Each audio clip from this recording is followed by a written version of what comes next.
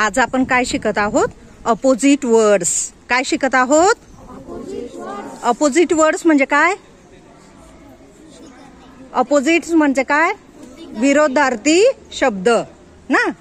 आता हे काय आहे? काय आहे? कट. कटची कृती कशी असेल? गुड.